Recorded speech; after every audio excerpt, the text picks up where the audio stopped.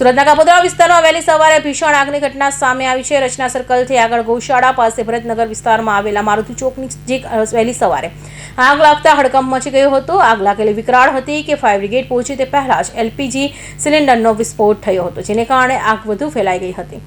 તો આગમાં 2 લોકોના મોત થયા હતા, જ્યારે રેસ્ક્યુ કરાયેલા 11માંથી 9ને ઈજા થઈ હતી. સુરતના કાપોદ્રા વિસ્તારમાં ભરતનગર ખાતે મારુતિ ચોક નજીક આવેલી ભરતનગર વિસ્તારમાં G+3 માની ઇમારત વહેલી સવારે આગની ઘટના બની હતી. સવારે લગભગ 5:30 વાગ્યે ફાયર વિભાગને કોલ મળતા તાત્કાલિક 4 ફાયર સ્ટેશનો વાહનોની ઘટના સ્થળે પહોંચ્યા હતા. જોકે ફાયરની ટીમ પહોંચી તે પહેલા જ એલપીજી સિલિન્ડર વિસ્ફોટ થયો હતો, જેને કારણે આગ વધુ વિકરાળ બની હતી.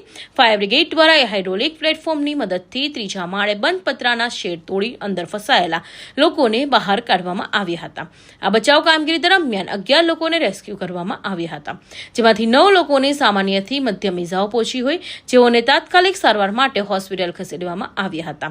ભરતનગરમાં ખાતા નંબર 46 અને 47માં સવારે 5:30 આગનો બનાવ બનેલો, જેની અંદર ટોટલ 4 ફાયર એક્સ્ટિંગ્વિશરના વ્હીકલો ઘટનાસ્થળ પર પહોંચેલા.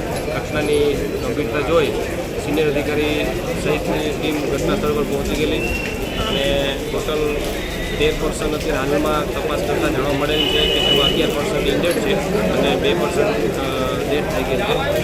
અત્યારે આગ જે છે સંપૂર્ણ કાબૂમાં છે અને આ જે ખાતા છે ખાતામાં આગ લાગેલી હતી અને ઉપર જે 3જા માળે જે છે એમાં પતરાના શેડ બનાવેલા છે. તો એ પતરાના શેડની અંદર હાઇડ્રોલિક પ્લેટફોર્મ અને અમારા ફાયરના જવાનો દ્વારા પતરાના શેડ કાપી અને રેસ્ક્યુ કામગીરી કરેલી છે. પ્લસ એક્સટેન્શન લેટરથી પણ અમારી રેસ્ક્યુ કામગીરી કરવામાં આવેલ હતી.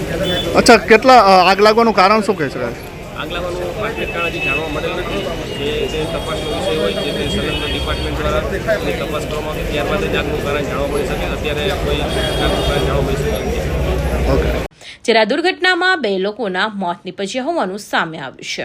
ફાયર વિભાગની કામગીરી દરમિયાન 8 એલપીજી સિલિન્ડર મળી આવ્યા હતા, જેમાંથી 2 સિલિન્ડરમાં વિસ્ફોટ થયો હતો. બાકી સિલિન્ડરોમાં ફાયરે કબજે કરી પોલીસને સોંપ્યો હતો.